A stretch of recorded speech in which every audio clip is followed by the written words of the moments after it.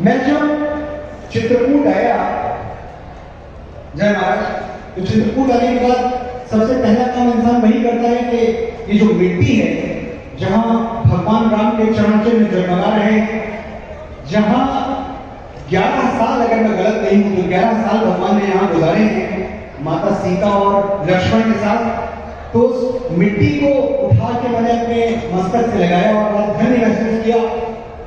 मेरे मन में मेरे ही लिखे हुए शब्द चलने लगे, एक गीत जो मैंने कभी लिखा था कि तेरी मिट्टी में मिल जावा। आप सबने भी सुना है ये गीत। तेरी मिट्टी में मिल जावा, गुल बन के मैं खिल जावा, इतनी सी है दिल की आरज़ू, तेरी नदियों में बह जावा, तेरे खेतों में लहरावा, इतनी सी है दिल की आरज़ू। ये ऐसी पवित्र स्थली है, क्या बात है। आप लोग सुनने के मूड में तो 5 मिनट तक बोल ही देता हूं। देखिए बहुत बन गया पूरा।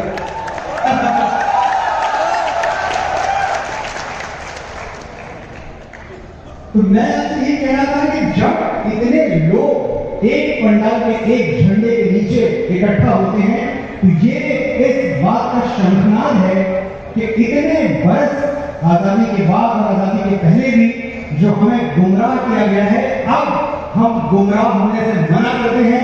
हम अस्वीकार करते हैं वो सारे इतिहास जो हिंदुओं को पराजित और पतले कौम बताने पर लगे हुए हैं, जो बाएं हाथ से लिखे गए इतिहास हैं, लेफ्ट हैंड से लिखे हुए, उन इतिहासों को अब हम स्वीकार नहीं करते।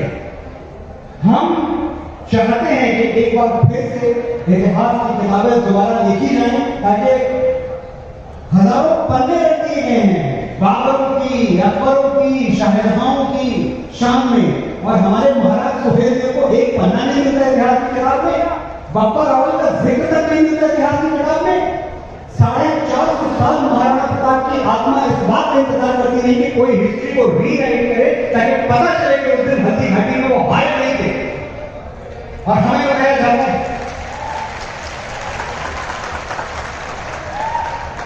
और हार सकते भी नहीं। विश्वास मुझे निजवाणी का, विश्वास मुझे निजवाणी का, वो झुक सकता है वीर नहीं, कि दूध पिया छत्राणी का। राणा प्रताप को मानना है।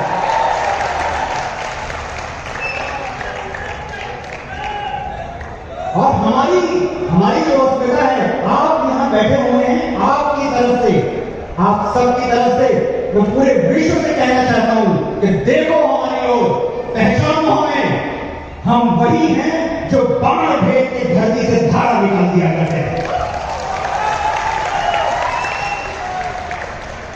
एक उंगली में गोवर्धन खा लिया करते थे, हम ही थे वो दिले जो चक्रव्यूह में वापस लौटने की विद्या सीखे बगैर गए, और वो भी हम ही थे जिनके भीगे हुए पत्थर पानी में बह गए। हम मारना भी जानते हैं और बचाना भी। हमने दुश्मन के लिए फाइटर जेट बनाए, संगीन बनाई, और जब जिंदगी की सांस टूटने लगी तो हम ही ने वैक्सीन बनाई। और जानते हैं वैक्सीन में लिखा क्या है? कभी वो जो सिरिंज है उसको निकाल के वैक्सीन का जो वायल है देखिएगा, उस पर क्या लिखा है? वैक्सीन पे लिखा हुआ है सर्वे संत निरामया, यानी ईश्वर हम पर ही नहीं, हर किसी पर, सब पर करे गया। हम शांति का सवेरा है, मानवता के उजाले हैं, पहचानो हमें, हम भारत वाले हैं, और हम भारत वाले हिंदू हैं। हमने बहुत कुछ सीखा है, हमें इतने दिन टेक्स्ट बुक में सिखाया गया कि इनसे सीखो, उनसे सीखो, ये सीखने लायक है, वो सीखने लायक है। बाद में पता चला कि सीखने लायक कोई था तो भगवान श्री राम थे, उनसे सीखने को कभी कहा ही नहीं गया हमें। क्या सीखना है आप सोचिए। मैं जो सोचता हूं, किसे परम अवतार कह सकते हैं आप, जिसका जन्म ही आपको सिखा दे, जब वो शिशु रूप में है, शैशव अवस्था में, कुछ बोला नहीं, कुछ कहा नहीं, पर जिस घड़ी में जन्म लिया उस घड़ी में क्या सिखा गया हमें। मेरे बहुत सारे यहाँ साथी बैठे हुए हैं जिनके जिंदगी में बड़े बड़े सपने हैं, बहुत बड़ी बड़ी मंजिलें तय करनी है। ध्यान से सुनिएगा, नवमी के दिन जब भगवान राम पैदा हुए हैं, उस वक्त एक भविष्यवाणी हुई थी, और भविष्यवाणी ये थी, कई कथा है जन्म के संबंध में, एक कथा ये भी है। भविष्यवाणी ये थी कि अगर कौशल्या के पुत्र का जन्म दिन के पहले भाग में हुआ तो वो बहुत चक्रवर्ती सम्राट बनेगा, दुनिया का सारा यश, वैभव, संपदा, कीर्ति सब उनके चरणों में होगा।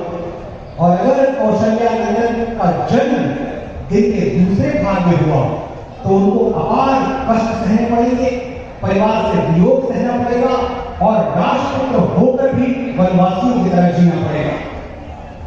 इसीलिए मां कौशल्या के हाथ स्तुति में जुड़े हुए थे कि हे राम, आ जाओ, जल्दी आ जाओ, कहीं ऐसा ना हो कि सूरज पश्चिम की ओर निकल जाए और तुम्हारे भाग्य का लेख बदल जाए। आप जानते हैं क्या हुआ था? राम उस वक्त जन्मे, हमारे राम, आपके राम, श्री राम उस वक्त जन्मे जब सूरज न पूरब में था न पश्चिम में, न क्षितिज के इस तरफ न क्षितिज के उस तरफ, बीचों बीच चमक रहा था। और इसीलिए भगवान राम को अपार गौरव हासिल हुआ। भगवान राम आज तक हमारी स्मृतियों में, हमारे ये जो धरती है इसमें, इसके रोम रोम में जीवित हैं, लेकिन हम ये सब जानते हैं कि किस किस तरह के कष्ट से उनको गुजरना पड़ा। तो सिखाया क्या हमें? उन्होंने सिखाया ये कि अगर गौरव चाहिए, अगर यशस्वी बनना है, अगर यश चाहिए, अगर कीर्ति चाहिए, तो दुनिया के सारे दुख सहने को तैयार रहो, क्योंकि वहीं से गुजर के रास्ता मिलेगा, जिस रास्ते को शोहरत कहते हैं, इसको कामयाबी कहते हैं, सफलता कहते हैं। मेरे प्रभु ने एक बात और सिखाई, राम से बड़ा शांतिदूत मैं नहीं समझता कि इस पृथ्वी पे कोई पैदा हुआ है। रावण के वध से पहले अगर आप अध्ययन करें तो भगवान राम की जिंदगी का सबसे बड़ा कार्य क्या था? सबसे बड़ा प्रसंग क्या है? धनुष तोड़ना, पिनाका। उन्होंने पिनाका तोड़ा था। पिनाका तोड़ना उनका ऐलान था कि मैं युद्ध में नहीं, शांति में विश्वास करता हूं। लेकिन जब जरूरत पड़ी युद्ध की, और जब उनको यह समझ में आ गया कि शांति से रास्ता नहीं निकल रहा है, तो भगवान राम ने यही, जहां इस वक्त आप बैठे हुए हैं, यही उन्होंने धनुष में हाथ में लेकर संकल्प लिया था कि जब तक इस पृथ्वी को निशाचर विहीन नहीं कर देता, तब तक मेरा धनुष जमीन पर नहीं रखा जाएगा। ये भी हमारे वाणी थे।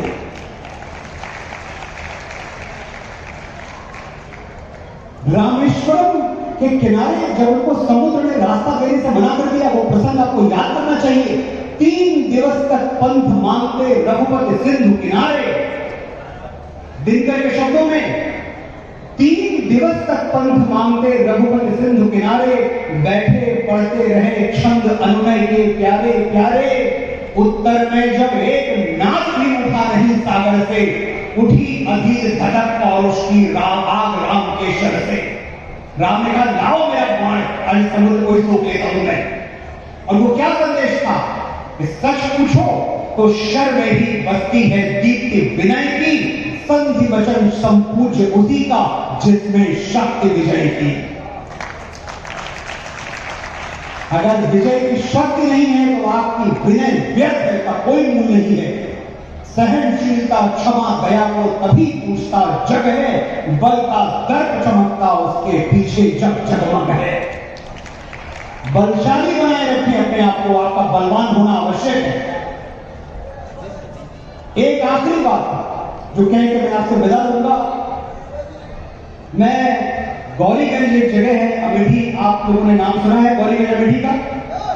सुना है तो बोले हाँ, आवाज आनी चाहिए। वो मेरी मातृभूमि है, वहीं मेरा जन्म हुआ, वहीं पैदा हुआ था। मेरे पिताजी किसान थे और किसान हैं। मेरी माँ प्राइमरी स्कूल में अध्यापिका थी, अब रिटायर हो चुकी है।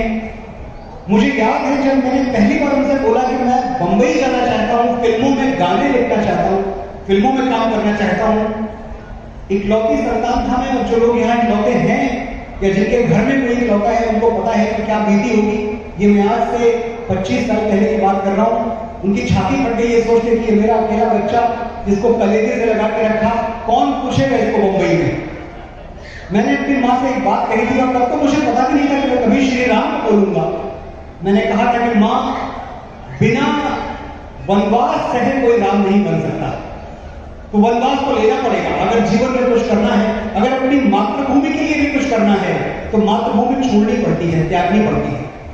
आप मुझे आदेश दें, मैं कोशिश करूंगा कि जैसे भगवान राम जो अयोध्या से निकले थे, 2 कपड़ों में थे, वनवासियों के भेष में थे, तपस्वियों के भेष में थे, लेकिन लौटे थे पुष्पक विमान पर, लंका जीत के लौटे थे। तो मैं भी शायद वैसे ही वापस आऊंगा। चलते चलते एक बार मैं आप सबसे एक छोटी सी प्रार्थना कर दूं और निवेदन कर दूं कि होता यह है कि जब हम छोटे शहरों से जाते हैं, कोई बड़ा सपना देख लेते हैं, तो हमें ये बार बार बताया जाता है कि तुमने सपना देख के गलती की है, बड़े सपने तुम्हारे लिए नहीं है, बड़े सपने छोटे शहर वालों के लिए नहीं है। ये हमें बताया जाता है, मुझे भी बताया जाता है। हमारा एक भाई था सुशांत सिंह राजपूत, हमने एक फिल्म साथ में की थी, MS Dhoni the untold story. आपने जरूर सुशांत के नाम पर तालियां बज रही, मुझे बहुत अच्छा लग रहा है और मुझे लग रहा है तालियां पटना तक जा रही होंगी। कितनी सुंदर स्मृतियां हैं। मुझे याद है सुशांत इंडस्ट्री में नया नया था, एक दिन हम कहीं किसी अवार्ड शो में मिल गए और अचानक मेरा पैर छुआ। मैंने कहा यार ये सब मत करो, यहाँ टीवी कैमरे सब कुछ है। नहीं भैया, जो अपना रिवाज है वो अपना रिवाज है, पैर तो छूट गया। ये था सुशांत सिंह राजपूत। आज ये बात मन में ऐसी रह गई, आंखें भी करती है, सोचता हूं मैं, ये सुशांत सिंह का जाना, मैं बार बार दुनिया में कहता हूं कि कहीं आपको डरा ना दे। ये जो छोटे शहर में आप बैठे हुए हैं, आप डर न जाएं कि आपको कोई मुंबई में पूछने वाला नहीं है। आप हमेशा एक बात याद रखें कि आप राम के वंशज हैं, आप कृष्ण के वंशज हैं, आप राणा प्रताप के वंशज हैं। आपका दुनिया में कोई बात भी मानना नहीं कर सकता।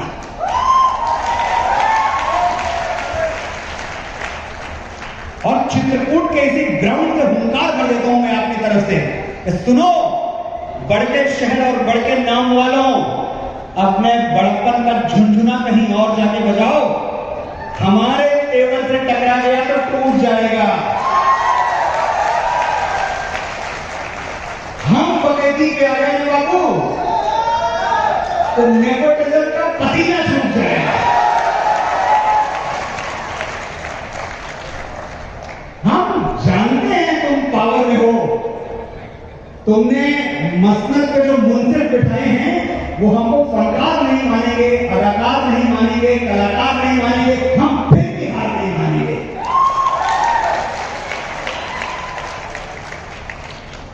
चालू डब्बे में चढ़ के बंबई आएंगे और तुम्हारे हवाई जहाज से डबल ऊंचा उड़ने दिखाएंगे।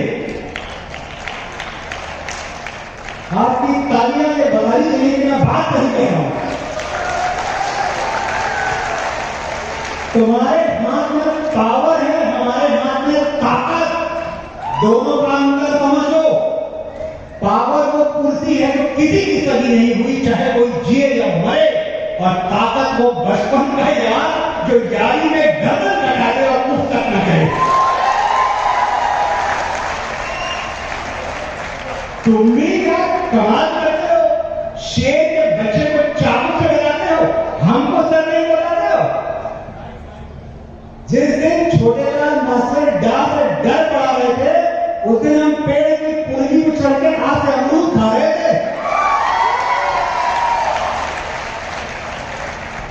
उस क्लास में नहीं बैठे जहां डर का डिक्टेशन बोला गया, वो पानी नहीं पिया जिसमें छोटे बड़े का डर बोला गया। और बाप के कंधे पे बंदूक रखे तो हमने चिड़िया तक नहीं मारी। बहुत कुछ दिया तुमसे, हमारा बाप ये, हमारा बाप वो। आज हम तुमको अपना शजरा दिखाएंगे। गिरो, आज हम अपने बाप दादा परदादा सबका नाम गिरवाएंगे। पहले दादा का नाम नोट करो। रणवीर चौकड़ी चेतन वाले बौला गए तो जिले इलाही का खून ठंडा कर दिए, घास की रोटी खाके मोहनिया संसद को ठंडा कर दिया।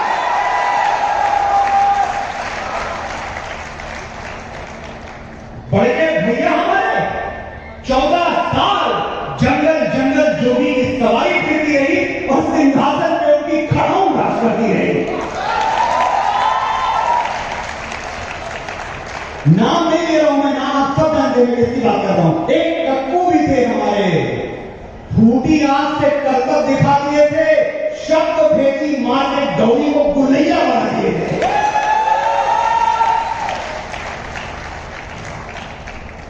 और बाबा हमारे बढ़ते एक पगलेट राजा ने चुटिया खोल दी तो ऐसा भड़के कि गेम ऑफ थ्रोन्स खेल दिए, पूरा का पूरा मगध अकेले फेल दिए।